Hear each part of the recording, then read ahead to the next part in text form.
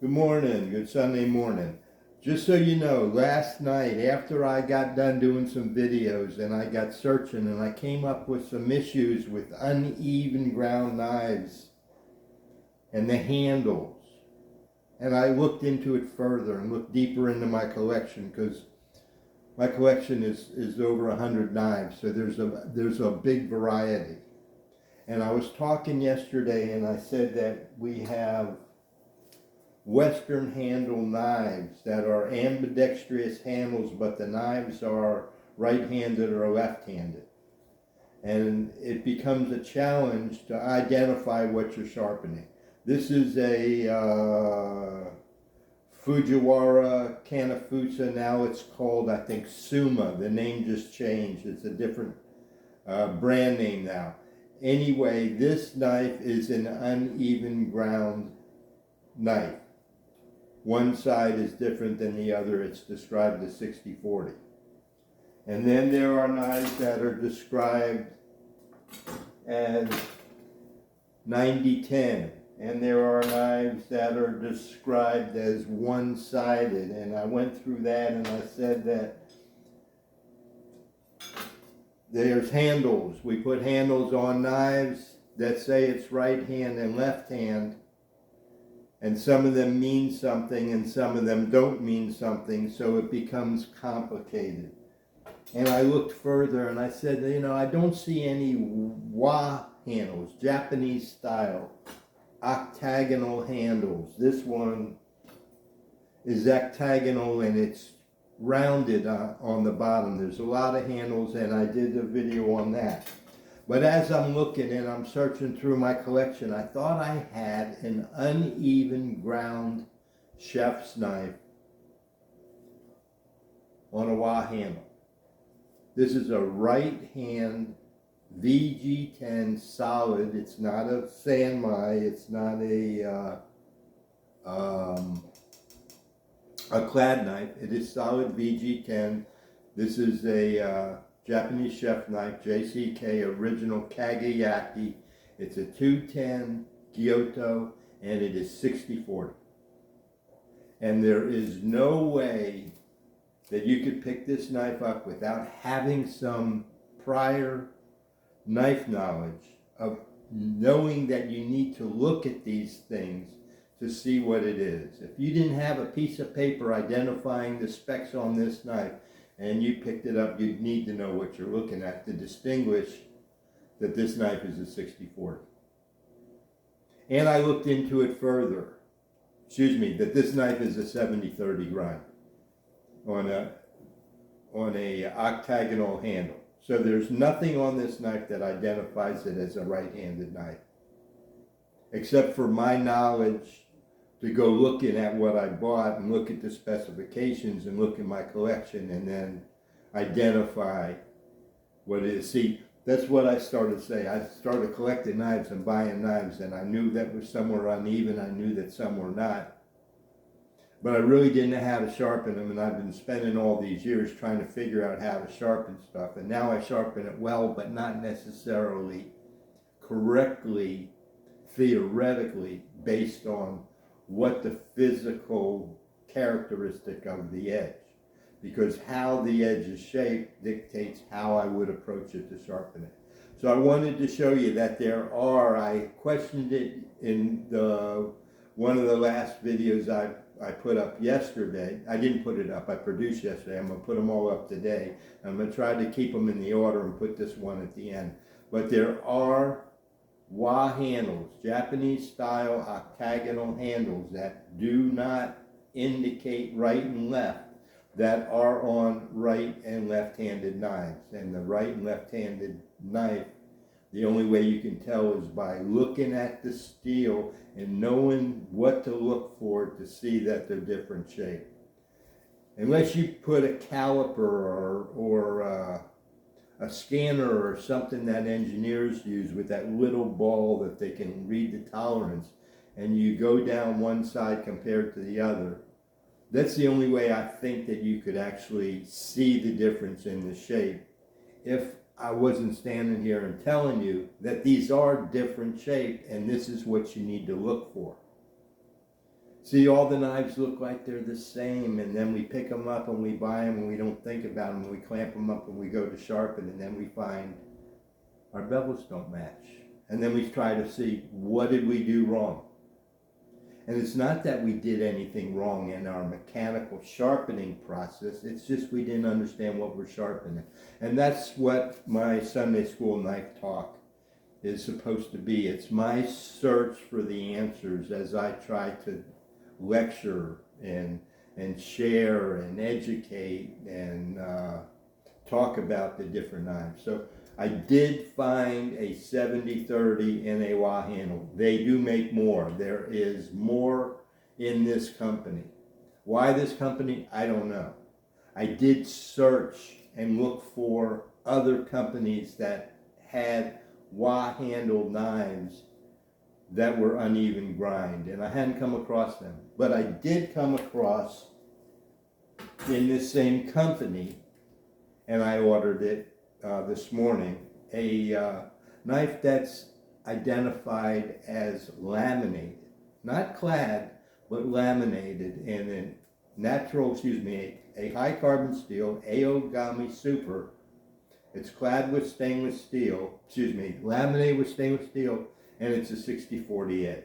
Described in the catalog, the specifications is 60-40, which tells me that the blade is uneven and I would sharpen one side different than the other. So that's what we're looking to find out, is I'm doing the talking and we're doing the theory stuff here, but then we're going to go and we're going to sit at the sharpener. Now that we recognize the issue in the uneven grind, now we're going to go and put it to practice later on when we're not doing the knife talk, but we're doing the actual sharpening. And we're going to look at it under the USB microscope and look at the height of the bevels and match the angles, and then we're going to try to learn from that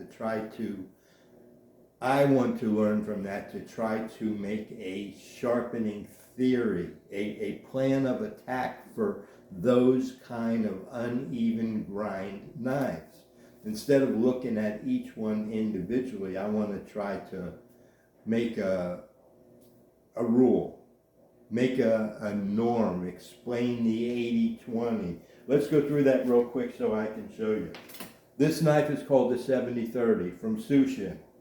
This one they call an 80-20. If you look at them and you measure them, they look almost identical. And the steel is similar hardness. So why is one described one way and one described the other way is my quandary. Here is a knife by the same company, Sushin Inox. Inox, by the way, is their way of saying it doesn't oxidize.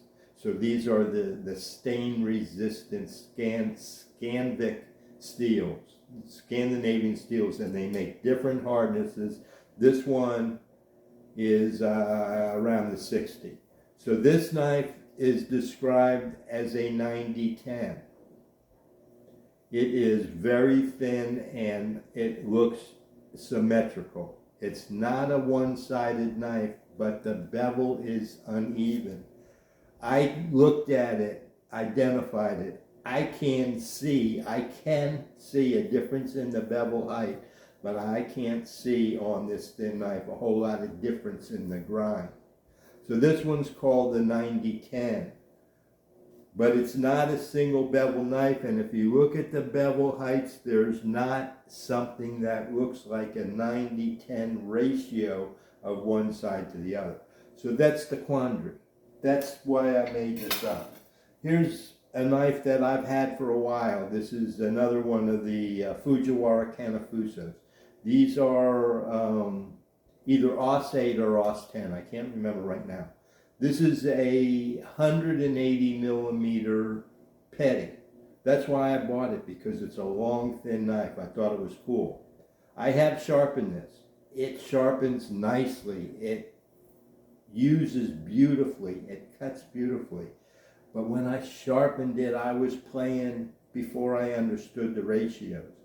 My point is that if you make that keen edge like I spoke of earlier, it may be sharpened wrong technically.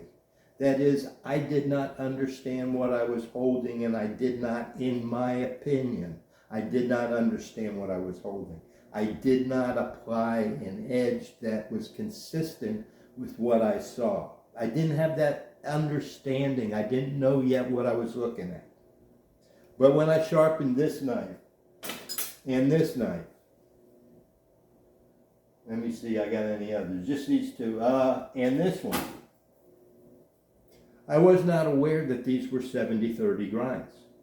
And I just sharpened them how I sharpened them. I matched the edge, and they sharpened up nicely, and they're beautiful knives, and they're a pleasure to work with. But I didn't sharpen them correctly because I really didn't identify yet. I didn't know enough to identify what I was working with. So these are all 70-30s, and I looked at this one. This one's labeled 16 degrees on both sides using the laser goniometer. This one's 18 degrees on both sides. That tells me that these uneven ground 70-30 right-handed knives have been sharpened by me.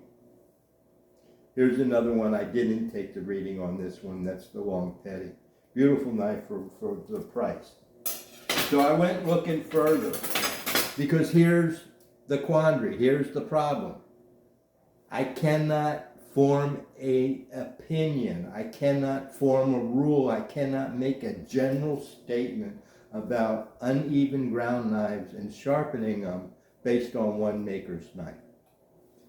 This one, Sushin, 70-30. This one's Kanafusa, 70-30. This one's Kagayaki, 70-30. And here's another Kagayaki, 70-30. So between these knives, and even though a knife is called Kagayaki or Sushin or Fujiwara, when you get into these knives that are production knives, they're made by somebody. Not necessarily that maker's name. He didn't necessarily physically make this. Now this is a new one that I just got. I'm looking at the marker on it. This is 19 degrees on one side and a question mark on the other side. I have not sharpened this yet. I went out and bought more knives, more 70-30s. Here's one that's got a question mark on it and 11 degrees on that side. Here's 11 degrees on this side and 16 degrees on that side. These are new knives that I recently purchased since I started thinking about this to make these videos to talk about this. I wanted new stuff out of the box to compare it one company to the other to try to broaden my theory. I didn't want to go with one maker 70-30 and draw a conclusion about sharpening all 70-30 knives. I have 3 or 4 uneven bevel knives, and I ordered a 60-40 knife this morning because I want to look at why this one is called a 70-30, this one is called a 70-30, this one is called an 80-20. I want to see where that explanation diverges from what my understanding is. Because for me, it was always a ratio of sharpening effort. And when you start getting 90-10 and 80-20, 70-30, 60-40, 50-50, the ratios are too precise. The numbers, the description are too precise for the practice of sharpening one side at a ratio to the other side. It just, especially for freehand sharpening, it, in my mind, doesn't add up. So that's a little summary on all the videos. If you made them through to get to this point, I commend you and I thank you. And if you'd like to tell me what else you'd like me to talk about, I would love to entertain it if it's something that I can speak of, or it may be something that I need to look into further, and maybe we can discuss it down the road. Have a good day. Thanks.